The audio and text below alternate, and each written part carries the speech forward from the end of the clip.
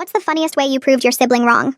My older sister Rosie had been complaining that I copied her even though I only borrowed her clothes sometimes and happened to like the same music. But when I dyed my hair auburn like hers, she completely lost it. "Stop copying everything I do," she screamed in front of all her friends at school. "It's pathetic and creepy and you need to get your own personality instead of stealing mine." Her friends laughed while I stood there swallowing back tears. So that night I dyed my hair black. "Finally, you're developing your own personality," she said smugly when she saw me in the morning. She had no idea what she'd just started. Rosie was a straight A student, so I started deliberately failing tests. When teachers called home concerned about my sudden academic nosedive, our parents forced Rosie to tutor me since she was so smart. But during our sessions, I did the opposite of every technique she showed me, highlighting everything except the important parts and writing notes backwards. When my grades got worse instead of better, our parents accused her of being a terrible tutor who was sabotaging me on purpose. She had to sit through lectures about being a better sister while I played dumb. But I had bigger plans. Rosie listened to Taylor Swift religiously, so I started blasting death metal every morning at 6 a.m. while getting ready. Our shared bathroom wall meant she woke up to screaming Norwegian men instead of her usual gentle alarm. Her friends stopped sleeping over because they couldn't handle what they called the demons next door, and Rosie had to explain our living situation while sounding completely unhinged. Then she went vegetarian to impress some guy named Kyle who cared about animals, so I started eating meat at every meal including breakfast. When she brought him over for dinner, I sat down with an enormous bloody steak while Rosie nibbled her salad. Kyle looked physically ill watching me saw through the meat, blood pooling on my plate, and left early saying he felt sick. Rosie found out later he'd told everyone her family was barbaric. Rosie prided herself on being graceful since she did ballet, so I became aggressively clumsy around her. During her birthday party, I tripped while carrying her cake, sending it flying directly onto her and her best friend. They stood there covered in frosting while 30 people filmed it for their stories. The video went viral at school as Birthday Girl Becomes Cake, and Rosie couldn't escape it for weeks. She was obsessed with her aesthetic Instagram, so I made mine entirely pictures of roadkill and moldy food with inspirational quotes, then tagged her in every post as inspiration, and followed all her friends. Her followers started unfollowing her because they were sick of seeing gross content every time her family was mentioned. Rosie always hosted study groups in our living room, being the social butterfly who brought everyone together. So I became completely antisocial, refusing to acknowledge her friends when they came over and sitting in complete silence in the corner when forced to be in the same room. Her friends got so uncomfortable with me staring at them wordlessly that they stopped coming over entirely, and Rosie's reputation as the fun house to hang at disappeared. She was still constantly on her phone texting and calling friends, so I threw mine in a drawer and refused to communicate with anyone electronically. When her friends needed to reach me about her surprise party they were planning, I wouldn't respond to any messages, and the whole thing fell apart because they couldn't coordinate without me since I was supposed to get her there. Rosie spent her birthday alone wondering why no one had planned anything. When people asked basic questions like, "Is that your sister?" I'd say the opposite of whatever Rosie said. She'd say yes, I'd say no. She'd introduce me to someone, I'd act like we'd never met. Her friends thought either she was lying about us being related, or that our family had serious issues. Her boyfriend started asking uncomfortable questions about our home life. Rosie wore designer clothes she saved up for, so I wore the same outfit for 2 weeks straight, making sure to stand near her in the hallways so everyone would notice the contrast. Teachers pulled her aside to ask if everything was okay at home, and why her sister dressed like that if the family could obviously afford better. She had to explain our situation without sounding insane, which was impossible. By the time I started responding to every question in opposites at family dinners, making it impossible to have any normal conversation, Rosie was falling apart. Her social life was ruined, her reputation was destroyed, and college recommendation letters from teachers mentioned concerns about her troubled family dynamic. She cornered me Sunday night with tears streaming down her face. "Please stop," she begged. "I take it back. You can copy whatever you want. Just please go back to normal." I told her the damage was done and I'd discovered my true opposite self. "I'll do anything," she said desperately. "Anything to make this stop." I looked at her and smiled. "Anything?" She nodded so fast I thought her head might fall off, mascara making black rivers down her cheeks while she waited for my terms. I told her the first thing she had to do was admit she was wrong about me copying her, but not just to me, to everyone who heard her scream at me that day. Her face went white, but she kept nodding, wiping her nose with her sleeve and agreeing to whatever I wanted. The next morning, I followed her to the school early and watched her gather her whole friend group by the lockers before first period. Her hands were shaking so bad she could barely open her locker while they all stood around asking what was so important. She took a deep breath and started talking, her voice cracking as she told them she'd been wrong about me copying her, and that I had my own personality. They all looked at each other like she'd lost her mind while she kept going, saying she overreacted and was a bad sister, and that I was actually really unique. Some of them started recording on their phones, which made her voice shake even more, but she kept talking until she'd said everything I told her to say. When she finished and looked at me for approval, I walked over and told her that wasn't enough because not everyone was there. She needed to post it on Instagram and tag everyone who saw her original freak out so they'd all know the truth. Her eyes got huge, but she pulled out her phone right there in the hallway and started typing while her friends watched in total confusion. She spent the whole morning period writing and rewriting the caption, trying to make it sound real even though I kept making her add more stuff about being wrong. By lunch, the post was live with this long caption about misjudging me and being the worst sister ever, and how sorry she was for accusing me of copying. The comments started flooding in immediately with people asking if she was okay, and what was really happening between us. Her best friend commented 3 question marks and nothing else while other people started DMing her asking if our parents were making her do this. I read every comment over her shoulder and smiled at how confused everyone was, then told her we weren't done yet. My second demand was that she had to copy everything I did for a whole month, completely reversing our roles so she'd understand what it felt like. The color drained from her face and she started to argue but then remembered our deal and just nodded, looking like she might throw up. That night she went to the drugstore and bought black hair dye while I supervised, making sure she got the cheapest kind that would look terrible over her perfect blonde. She spent 3 hours in the bathroom dyeing it while crying, the black barely covering her roots and making her look like she'd had a breakdown. The next morning she showed up to the school wearing my ratty Cannibal Corpse shirt that I made her borrow, paired with ripped jeans she'd torn up herself the night before. Her friends literally walked past her in the hallway without recognizing her until she called their names. They stood there staring at her transformation with their mouths open, while she tried to act normal and cheerful, even though she looked absolutely miserable. At lunch, I made her sit alone at the empty table by the trash cans, while I took her usual spot with her friends in the center of the cafeteria. They tried to include me in their conversation, but kept looking over at Rosie sitting by herself, picking at the cafeteria meatloaf I'd insisted she order, even though she was still trying to be vegetarian. She looked so small sitting there in my clothes with her badly dyed hair, watching me laugh with people she'd known since elementary school. I made her stay up until 3 a.m. every night that week listening to death metal on repeat, the same playlist I'd been blasting every morning. She started falling asleep in all her classes, and by Friday she'd gotten her first detention ever, for completely passing out during an AP chemistry test. Her teacher had to shake her awake and she drooled all over her test paper, which got ruined and counted as a 0. The perfect grades she'd worked so hard for started dropping faster than she could keep up with, especially since I made her stop taking notes and doing homework the way she usually did. After school that Friday, Willow Lancaster cornered me by my locker asking what was happening with Rosie and why she was acting so weird. I just shrugged and told her Rosie was finding herself, which clearly didn't satisfy her, but she didn't know what else to say. She kept asking if Rosie was having problems at home or if something bad had happened, but I just kept saying Rosie wanted to try being different for a while. By Sunday dinner, our parents finally noticed something was seriously wrong when Rosie showed up in ripped jeans and refused to talk about her week. Dad kept asking if she was going through something, and Mom wanted to know why her hair looked like that. Rosie just mumbled that she was exploring a new identity and pushed her food around her plate without eating, exactly like I'd been doing for months. Monday morning, I walked past the bathroom and heard sniffling sounds coming from inside. I pushed the door open and found Rosie hunched over the sink, black eyeliner smudged all around her eyes from crying while trying to copy my makeup. She saw me in the mirror but didn't say anything, just kept drawing thick black lines under her eyes with shaking hands. Her blonde roots were already showing through the bad dye job, and she looked completely broken standing there in my old band shirt. I watched her for a few seconds before walking away without saying anything. Tuesday afternoon, the school secretary pulled us both out of class and sent us to the counselor's office. Ms. Beatty was sitting behind her desk with a folder full of papers when we walked in. She asked us to sit down and started asking questions about our home life, and if we were having any problems. I explained calmly that Rosie and I were just going through normal sister stuff and exploring our identities like lots of teenagers do. Ms. Beatty kept looking between us, taking in Rosie's black hair and my composed expression. She asked Rosie directly if everything was okay at home. Rosie just nodded and mumbled that she was fine, picking at the rips in her jeans. Miss Beatty didn't look convinced, but she couldn't really do anything without proof of actual problems, so she let us go with a warning to come talk to her if we needed help. Wednesday at lunch, Hunter Burks walked up to Rosie while she was sitting alone by the trash cans. He stood there staring at her transformation, asking if she was okay and what happened to her. She had to tell him she was fine while wearing my ratty clothes and badly dyed hair. He kept pressing, saying this wasn't like her at all and asking if someone was making her do this. Rosie just shook her head and said she wanted to try something different. Hunter walked away shaking his head, and I heard him telling his friends later that Rosie had completely lost it. By the end of the second week, Rosie's Instagram followers had dropped from 3,000 to barely 1,500. She hadn't posted anything except the garbage pictures with fake deep quotes that I made her post every day. Her carefully built aesthetic of perfect outfits and pretty coffee shop photos was completely destroyed. People were unfollowing in waves, and her comments were full of confused messages, asking what was wrong with her.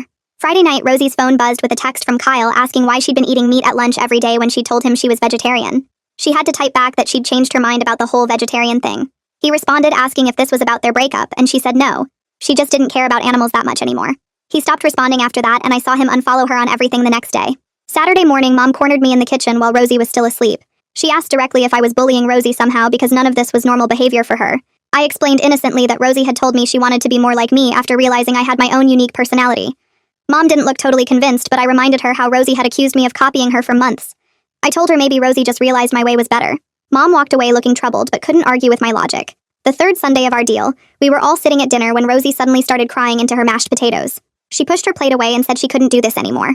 Our parents looked confused as she sobbed about needing to be herself again while I calmly kept eating my chicken.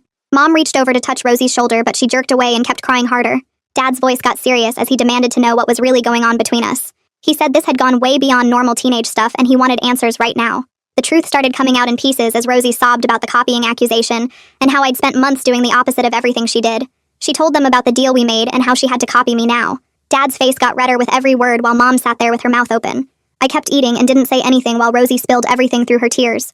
Mom's face went from confused to horrified as she started putting together all the weird stuff from the past 2 months. She realized why my grades had tanked when Rosie tutored me, and why Rosie was suddenly dressing like me. She looked at me with this expression of total shock, understanding that I'd been systematically destroying Rosie's life on purpose. The whole kitchen went silent except for Rosie's crying, and the sound of my fork against my plate.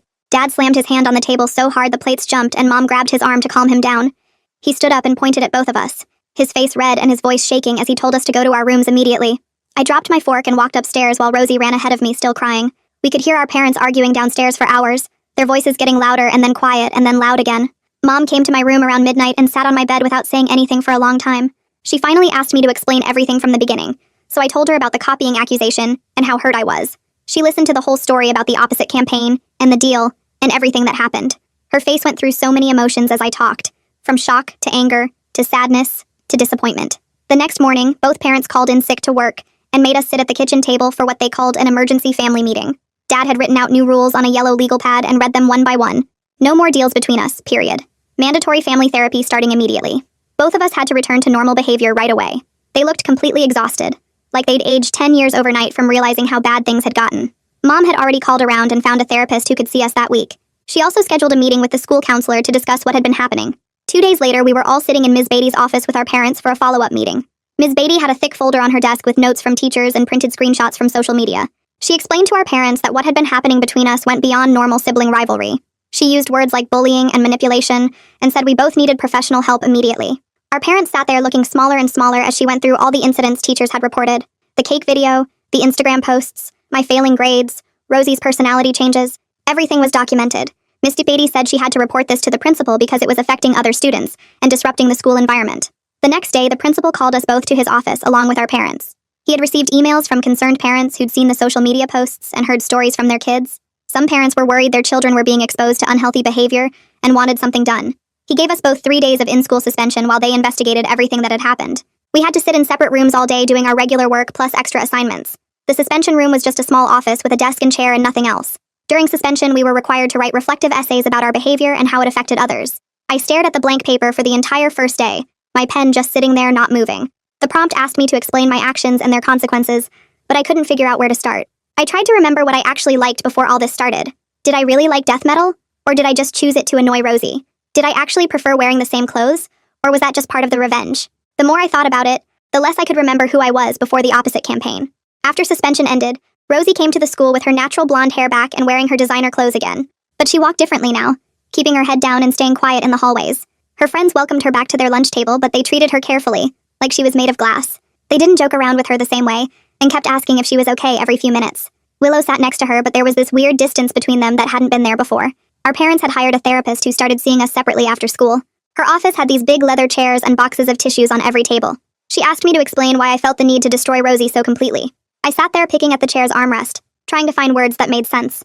I told her about feeling invisible and always being compared to perfect Rosie. She wrote notes while I talked, but her face stayed neutral. Not judging, but not agreeing either. She asked if I understood how much damage I'd caused, and I nodded, but couldn't really explain why I'd taken it so far. During Rosie's sessions, I had to wait in the lobby doing homework. One day, Hunter Burks walked up to Rosie after school while she was waiting for Mom to pick us up.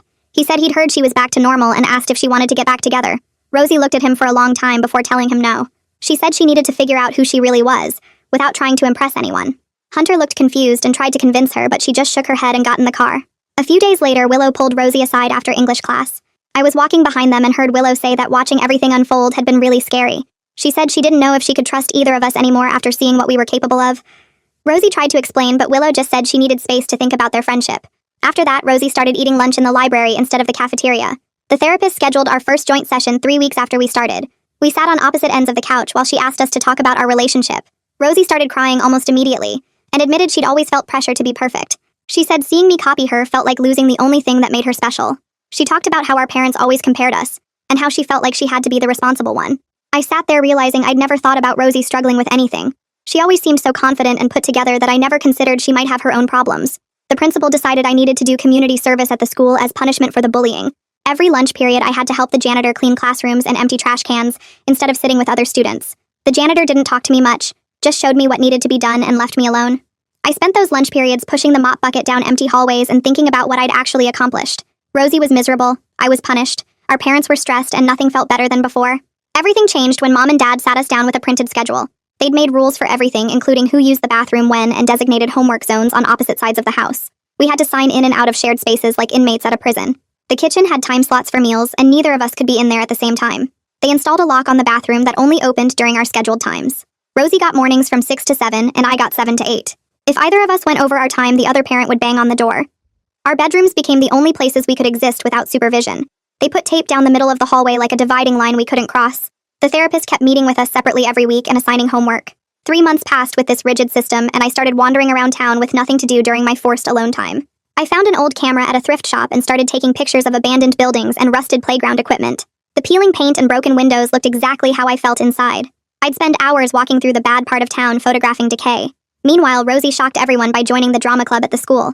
She'd never done theater before, but suddenly she was staying after school for rehearsals. I saw her on stage during their fall production playing a completely different person. She looked happy up there, pretending to be someone else. The therapist decided we needed to work on something together during our 4th month of sessions. She made us plan a bathroom redecoration project since we had to share that space. We sat at opposite ends of her couch going through paint samples without making eye contact. Rosie wanted light blue and I wanted gray, so we ended up with this weird blue-gray that neither of us liked. We picked out towels and a shower curtain in total silence, while the therapist watched us like a science experiment. At the school, everyone still talked about us when we passed in the halls. Teachers used our situation as examples in health class about toxic relationships. Kids would point and whisper about the crazy sisters who destroyed each other. We couldn't walk anywhere without hearing fragments of our story repeated back wrong. Some kid in my math class asked if it was true I'd poisoned Rosie's food. Another girl asked Rosie if I'd really burned all her clothes. The rumors got wilder every week. Then I saw Kyle holding hands with some girl from his biology class in the cafeteria. Rosie was sitting 3 tables away and saw it too, but just kept eating her sandwich. Later, she told me she realized she'd been changing herself for someone who didn't even know the real her. It was the first normal thing she'd said to me in months without crying or yelling. College application season made everything worse because teachers struggled to write our recommendation letters. They'd seen too much of our war to say anything good about our character. Ms. Beatty pulled us aside separately and offered to write extra letters explaining the situation. She said she could provide context about the family therapy and personal growth, but we both knew those letters would raise more questions than they answered. During one family session, our parents finally broke down and admitted they'd always compared us. Mom said she'd put pressure on Rosie to be perfect, because I was harder to manage as a kid. Dad apologized for calling Rosie the responsible one, and me the difficult one in front of other people.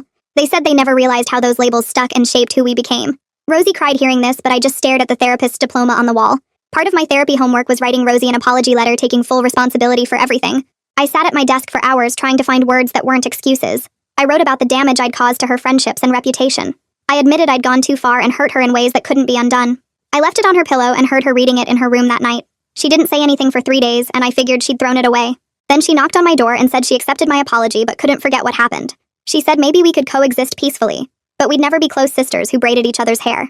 She said trust was earned and I'd have to earn hers back slowly over time. I told her that was fair and we shook hands like business partners making a deal. The handshake felt weird and formal, but it was better than the silence and anger. We started leaving notes on the kitchen whiteboard about schedules and needs instead of talking directly. If Rosie needed quiet for studying, she'd write it down and I'd go photograph abandoned buildings. If I had a bad day, she'd give me space without asking questions. It wasn't friendship, but it was functioning. The principal called an assembly 2 weeks later, where they talked about a new anti-bullying program they were starting. They used this anonymous case study about 2 sisters whose rivalry got so out of control it destroyed both their lives. The counselor stood at the podium describing how one sister systematically ruined the other's social life through calculated opposite behaviors. Students around me whispered and pointed because everyone knew it was about us. The presentation showed statistics about sibling bullying and long-term psychological damage. They made us all sign pledges about healthy conflict resolution. Rosie sat 3 rows ahead of me and her shoulders stayed tense the whole time. After the assembly, kids kept asking if we were the sisters from the example. Teachers started using our situation in their lessons about boundaries and respect. The psychology teacher made it a whole unit on family dynamics gone wrong. 4 months passed since that first hair-dyeing fight, and Mom decided we needed new family photos for the holiday cards. The photographer kept trying to position us closer together, but we both stayed stiff. Dad put his hands on our shoulders and squeezed like he could physically push us into being normal sisters. Mom's smile looked forced in every shot. The photographer finally got one where we both looked okay. Not happy, but present. We ordered 50 copies, and Mom hung the photo in the living room like proof we were healing. December brought college acceptance letters, and Rosie got into her dream school early decision. She ran downstairs waving the envelope, and Mom started crying happy tears. Dad picked her up and spun her around while I watched from the kitchen doorway. Later that night, Rosie knocked on my door and thanked me for not messing up her applications when I could have. She said she knew I had access to her computer and could have deleted her essays or changed her submissions. I told her I wasn't that person anymore. She nodded and left without saying anything else. When my guidance counselor asked about my college plans, I told her I was taking a gap year. She pulled out pamphlets about volunteer programs and travel opportunities. I explained I needed time to figure out who I was without being Rosie's opposite. Mom and Dad supported the decision at dinner that night. They said maybe distance would help us both grow into our own people. Rosie looked relieved when she heard I wouldn't be following her to college. Our therapist started spacing out our sessions when we showed consistent improvement. She moved us from weekly to bi-weekly and then monthly check-ins. During our last regular session, she reminded us healing wasn't linear, and we'd have setbacks. She gave us worksheets about communication strategies and coping mechanisms. We both took the papers without making eye contact. The whiteboard system we'd started using actually worked better than talking. Rosie would write that she needed the bathroom from 7 to 8 for getting ready. I'd write back that I was going out to take photos until dinner. We communicated about practical stuff without the emotional weight of face-to-face conversation. Sometimes she'd draw a smiley face next to her notes and I'd add one back. It felt like the beginning of something, even if we didn't know what. Spring came and Rosie's graduation approached fast. She asked if I'd take the official photos at her party since I'd gotten good with my camera. I spent the whole event behind the lens capturing her friends laughing and her boyfriend giving a toast. Through the viewfinder I could see her differently. Not as my enemy, but as someone I'd hurt who was still trying to be happy. When I showed her the photos later, she thanked me genuinely. She said they were beautiful and she'd treasure them. Her friends commented on how talented I was and asked if I'd do their events too. I found my place behind the camera instead of in opposition to everything Rosie did. 6 months had passed since that Sunday night when she begged me to stop. We weren't the same people anymore. The scars showed in how we moved around each other carefully. We existed in the same house without being friends or enemies. At dinner, we could have normal conversations about weather or TV shows. We learned to give each other space when things felt tense. Rosie stopped trying to control what I did, and I stopped defining myself against her. The therapist called it parallel living and said it was progress. We both knew we'd never braid each other's hair or share secrets like some sisters did. But we also weren't at war anymore. I started developing my own interests that had nothing to do with her. Photography became my thing, along with hiking and documentary films. Rosie joined drama club and discovered she loved being on stage. We became different people through the pain we'd caused each other. Identity wasn't about copying or opposing someone else, but the harder work of finding yourself. That lesson came through destruction, but at least we learned it. The house felt different now. Quieter, but not angry. We'd found a way to exist that wasn't friendship but wasn't war either. Alright, that's a wrap for today. Thanks for sticking with me through all the questioning and wondering. It's been a blast exploring these little moments together. Until next time, like the video, it helps more than you think.